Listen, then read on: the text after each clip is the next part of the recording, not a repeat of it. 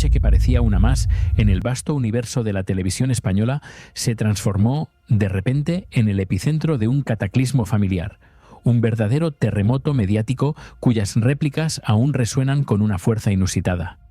Kiko Rivera, el hijo pródigo de la tonadillera más icónica, se sentó en el plató de Viernes, no para contar una historia más, sino para demoler, ladrillo a ladrillo, el frágil imperio de apariencias que su familia, los Pantoja, había construido con tanto celo a lo largo de décadas. Sus palabras no fueron meras declaraciones, fueron mazazos demoledores, verdades lanzadas con la precisión de un francotirador, capaces de desestabilizar incluso los cimientos más férreos de la crónica social. Este nuevo Kiko, el que se presenta vulnerable pero implacable, ha logrado algo que pocos consiguen en un mundo tan saturado de artificio: la conexión genuina con el público. Su audiencia no solo lo escucha, lo cree, percibe una veracidad cruda y dolorosa en cada una de sus afirmaciones. ¿Cómo, si no, se explica que un programa como Viernes, con su entrevista grabada, haya logrado liderar las audiencias, superando incluso a titanes del entretenimiento como La Voz? Estamos presenciando el apogeo de un formato y de una figura, salvados por la resonancia de una voz que no teme desvelar su propia herida para exponer la verdad.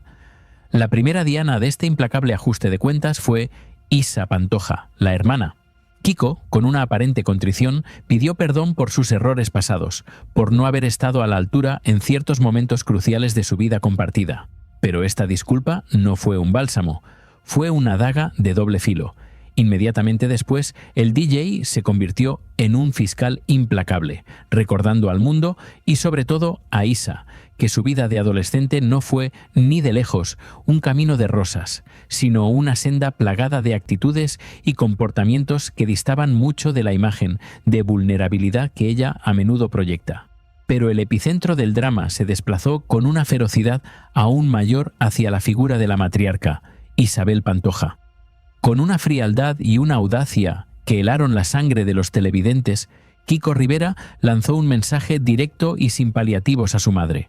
«Mamá, mírate en un espejo, lo mismo necesitas ayuda psicológica».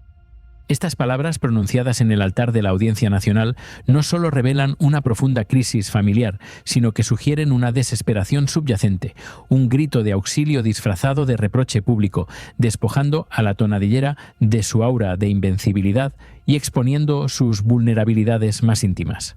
Mientras nos sumergimos en las profundidades de este drama familiar, en esta demolición televisada de un legado, me gustaría saber tu perspectiva. ¿Crees que Kiko Rivera actúa movido por un deseo genuino de verdad o hay otros intereses en juego que lo impulsan a revelar estos secretos? Cuéntame en los comentarios qué piensas hasta ahora y desde dónde nos estás viendo, porque tu opinión es una pieza fundamental en este rompecabezas de verdades y mentiras. Entre los titulares más lacerantes que Kiko lanzó contra su hermana, destacó un episodio que pintaba un retrato desolador de la empatía de Isa. Narró cómo su propia abuela, la abuela de ambos, se ahogaba ante sus ojos mientras Isa, impasible, permanecía absorta en su teléfono móvil. Este tipo de comportamiento, Kiko aseguró, no era un hecho aislado. Era la manifestación de una frialdad que había marcado la convivencia familiar, una indiferencia que él mismo, como testigo, no podía ni quería perdonar. La imagen de una anciana sufriendo, ignorada por su nieta, se clavó en la conciencia colectiva como un recordatorio de las fracturas más profundas de este clan. Kiko, en un esfuerzo por mostrarse íntegro y en proceso de cambio, reiteró sus disculpas por no haber estado a la altura de su hermana en el pasado, refiriéndose a un episodio oscuro en su vida del que nunca se perdonaría. Sin embargo, no dudó en señalar las continuas actitudes y comportamientos de Isa Pantoja, que, según él, no han sido los mejores, llegando incluso a reprocharle su trato hacia su propia abuela. Esta dualidad en su discurso, entre el arrepentimiento personal y la implacable acusación, es precisamente lo que dota a su testimonio de una complejidad dramática innegable, invitando al espectador a cuestionar la verdadera naturaleza de cada personaje. La entrevista no estuvo exenta de momentos de alta tensión dialéctica, especialmente cuando Kiko Rivera fue retado a demostrar algunas de sus afirmaciones. Antonio Rossi, colaborador del programa, lo confrontó directamente sobre un incidente clave en el que Kiko afirmó haber llevado a Isa a una clínica, un hecho que la propia Isa había comentado anteriormente. Kiko le exigió pruebas, sabiendo que no existían imágenes que respaldaran aquel momento en particular, lo que generó un tenso intercambio. Aunque Kiko ha reconocido públicamente otras acciones, como el famoso episodio de La Manguera, este intercambio específico desnudó una lucha por la veracidad en ausencia de evidencia tangible. El episodio de La Manguera, aunque mencionado con cierta ambigüedad, sirvió para que Kiko Rivera sembrara la duda sobre la imagen pública de su hermana. Lo que él dio a entender con su relato es que Isa Pantoja no es tan bondadosa como a menudo se presenta, que oculta a la prensa muchos de sus malos comportamientos, especialmente aquellos dirigidos hacia su madre. Kiko sugirió que, en esos momentos de conflicto, él se sentía solo frente a las acciones de Isa, lo que le llevó a excederse, realizando el famoso acto de la manguera. En sus propias palabras, mi hermana no es Santa Teresa de Calcuta, una frase que resonó con la fuerza de un dardo envenenado, buscando desmitificar la figura de su hermana. El fragor de la batalla dialéctica alcanzó un punto álgido con la intervención de Lidia Lozano, cuya agresividad habitual en programas como Sálvame se trasladó a este nuevo plató. Su insistencia en rebatir las palabras de Kiko, en lugar de intentar extraer información de forma constructiva, generó un choque frontal que casi provoca la retirada del entrevistado. Kiko, con el semblante tenso, tuvo que advertirle: «Si quieres venir a marcar el bolígrafo, yo he venido aquí a hablar», poniendo un límite claro. Esta confrontación reveló una clara división en el plató, con colaboradores que parecían favorecer la narrativa de Isa Pantoja, añadiendo una capa de complejidad al ya tenso ambiente y evidenciando las facciones. Entre las grietas de una entrevista tan extensa y cargada de revelaciones, quedaron preguntas cruciales sin formular, lagunas que la audiencia percibió con claridad. ¿Sabía Kiko que Irene Rosales le había sido infiel, o sospechaba algo al respecto, o sobre la identidad del supuesto amante? Esta incógnita, que habría añadido una dimensión completamente nueva a la narrativa de su matrimonio, fue misteriosamente omitida. A ello se sumó la constante interrupción de Terelu Campos, cuyo incesante toser durante casi 3 horas de emisión se convirtió en una molestia palpable, diluyendo la concentración del espectador y restando seriedad a un testimonio de por sí ya desgarrador. No cabe duda de que estas nimiedades restaron profesionalidad a un momento histórico de la televisión. Si esta fascinante crónica de intrigas familiares, verdades a medias y revelaciones explosivas te tiene enganchado y quieres seguir desentrañando los misterios que nos rodean, te invito a unirte a nuestra comunidad. No olvides suscribirte a tus 50 favoritos para no perderte ni un solo detalle de estas historias que cambian el rumbo de la televisión y de nuestras vidas. Haz clic en el botón de suscripción y forma parte de este viaje en busca de la verdad y los secretos mejor guardados de las celebridades, porque aquí siempre te contaremos aquello que otros callan. La frialdad en el mensaje de Irene Rosales informándole de su nuevo novio, Guillermo, fue otro de los puntos álgidos de la noche. Kiko se enteró de la existencia de este nuevo amor por la prensa, y solo entonces Irene le envió un mensaje que él calificó de frío y distante. Su interpretación de este hecho fue demoledora. Declaración de intenciones en toda regla, diciéndole básicamente a Irene Rosales y a su novio: «Oye, que a ti no te han pillado, que tú te has dejado grabar porque te ha interesado». Estas palabras no solo revelan una astucia observadora en Kiko, sino que también desdibujan la imagen de inocencia de Irene, sugiriendo una estrategia meticulosa detrás de su nueva relación que no pasó desapercibida. Mientras que en el pasado de Kiko Rivera, especialmente en su etapa marcada por las adicciones, muchas de sus acciones pudieron ser cuestionadas y criticadas. En esta entrevista se percibe una madurez y una intención de sinceridad que desarma. Él mismo reconoce que dice la verdad del barquero, una verdad que puede ser incómoda y dolorosa para muchos, pero que él considera necesaria para sanar. Aunque el recuerdo de sus años más oscuros permanece, su discurso actual, en el que incluso ha evitado una sola mala palabra hacia Irene Rosales, muestra un cambio profundo y una búsqueda de redención, un intento por reconstruir su imagen pública sobre cimientos de honestidad y transparencia. Las revelaciones sobre su matrimonio con Irene Rosales pintaron un cuadro de una vida separada que se extendía mucho más allá de la ruptura pública. Kiko confesó que llevaban años haciendo vidas independientes, durmiendo incluso en camas separadas, una confesión que dejó a la audiencia perpleja. ¿Cómo es posible que dos personas tan jóvenes mantengan tal farsa de cara a la galería durante tanto tiempo? Esto sugiere que Irene pudo haber soportado la situación por motivos económicos, esperando el momento oportuno para hacer públicas sus nuevas relaciones, actuando con una paciencia calculada. Este fue, sin duda, uno de los giros más alucinantes de la noche, revelando una capa de hipocresía en la aparente normalidad y una profunda fisura en la relación. En cuanto a Isa Pantoja, Kiko no se contuvo al afirmar que su hermana había tenido una adolescencia durísima y malísima, que hizo pasar momentos terribles a la familia, cargados de tensión y conflicto. Él insinuó que no todo se ha contado, dejando un velo de misterio sobre episodios oscuros que precedieron al embarazo de Isa a los 18 años. Esta es la verdad que, según Kiko, nadie ha querido revelar, una historia de conflictos y malos comportamientos que desdice la imagen de víctima que Isa ha cultivado y ha sabido mantener durante años. El telón de los secretos familiares se levantó, exponiendo las cicatrices que el tiempo no ha podido borrar y dejando al descubierto la compleja red de relaciones que une y desune a este clan. Si el primer acto de este drama familiar nos sumergió en la cruda verdad desvelada por Kiko Rivera, prepárense porque el segundo acto profundiza en las grietas más íntimas de la dinastía Pantoja. Lo que van a escuchar a continuación no es solo la continuación de una entrevista, es la disección de los lazos más frágiles, los secretos mejor guardados y las consecuencias más dolorosas que el clan Pantoja, y especialmente Isa, deberán afrontar. ¿Están listos para penetrar en el corazón mismo de la herida, donde cada revelación es un zarpazo? La atmósfera densa y cargada de reproches en el plató se solidificó aún más cuando Kiko Rivera abordó el tema de Irene Rosales, su exmujer. La revelación de que se había enterado de la nueva relación de Irene a través de la prensa y no por una comunicación directa y empática de ella, marcó un punto de inflexión en el relato.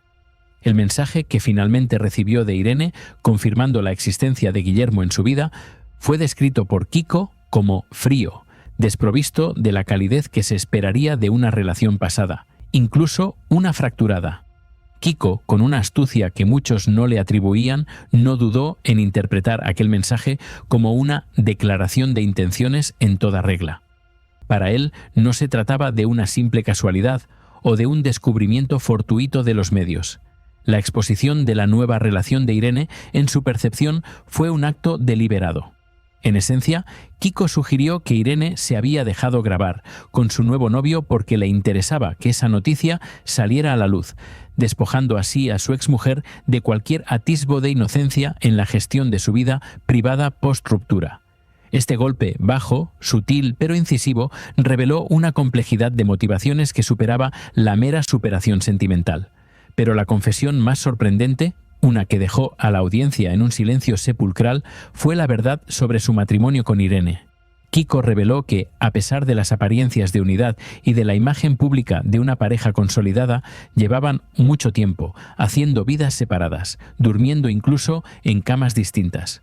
Esta declaración no solo pulverizó la ilusión de un matrimonio idílico, sino que abrió una grieta en la percepción de la estabilidad de la pareja, mostrando una fachada cuidadosamente construida para el consumo público, mientras la realidad interna era un eco de soledad y distancia. La duración de esta separación silenciosa, que se extendía por años mientras ambos continuaban sus vidas bajo el mismo techo, llevó a Kiko a elucubrar sobre los motivos de Irene. ¿Era, acaso, una estrategia económica la que la mantenía ligada a él, postergando la revelación de su verdadera situación personal y sentimental? La insinuación de que Irene había aguantado por un tema económico y que había esperado el momento oportuno para su nueva relación añade una sombra de cálculo frío a la figura de Irene, desafiando la narrativa de la víctima silenciosa y sugiriendo una mujer con una planificación mucho más aguda de lo que el público imaginaba. Volviendo a Isa Pantoja, Kiko no se mostró menos implacable. La imagen de una adolescencia durísima y malísima, descrita por él, pintó un panorama desolador de conflictos familiares y malos comportamientos que Isa, según su hermano, infligió a sus seres queridos. Kiko enfatizó que no todo se ha contado a la prensa, sugiriendo una historia mucho más oscura y compleja detrás de la vulnerabilidad que Isa a menudo proyecta. Esta declaración es una invitación directa al público a dudar de la narrativa oficial, a buscar las verdades ocultas en los pliegues de la memoria familiar. El punto culminante de esta acusación fue el relato del incidente con la abuela, un pasaje que se grabó a fuego en la memoria colectiva por su crudeza. Kiko describió cómo su abuela se ahogaba ante la indiferencia de Isa, quien, absorta en su teléfono, ni siquiera ofreció un vaso de agua a la anciana. Esta escena, cargada de una crueldad pasiva, sirvió como prueba irrefutable, en palabras de Kiko, de la frialdad y los malos comportamientos de su hermana. Fue un golpe directo a la imagen de Isa, revelando una faceta de su personalidad que pocos se atrevían a imaginar, y menos aún a denunciar públicamente. Esta supuesta frialdad de Isa, según Kiko, no era un incidente aislado, sino un patrón de conducta que había provocado la frustración y el aislamiento de su hermano. Kiko intentó justificar el infame episodio de la manguera, un acto de rebeldía y desesperación de su parte, como una reacción a esos malos comportamientos de su hermana y a la sensación de abandono.